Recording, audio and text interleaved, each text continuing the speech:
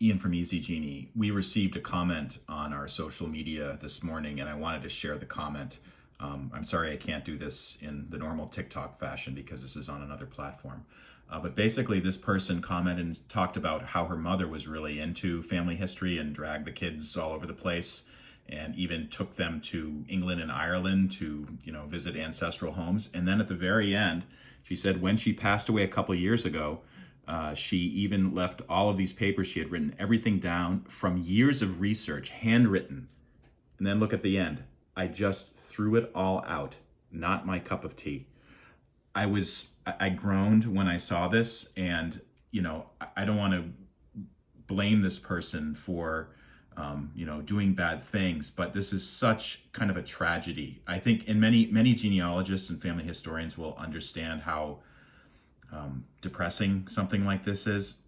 It's when everyone tries to get their kids interested in genealogy if they have children, but sometimes the kids aren't into it. I have to say, my own kids sometimes will ask a question here and there, but I don't think they have the same passion as I do for this type of research.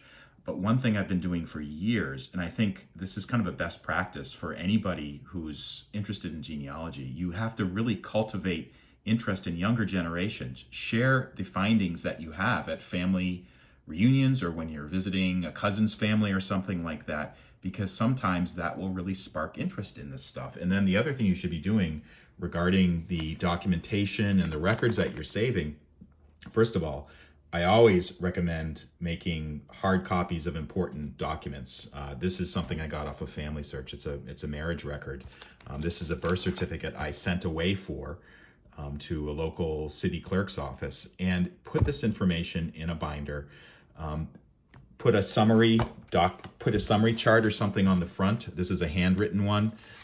We also have these, these are PDFs that you can type into, and I'm gonna basically what I'm gonna do with this is I'm gonna put this in the slip cover for that binder, and then start to distribute them. We had a customer one time who said that she made binders of her ancestors, including copies of photos and original photos, plus copies of documents like this, and she distributed them to all of her grandchildren.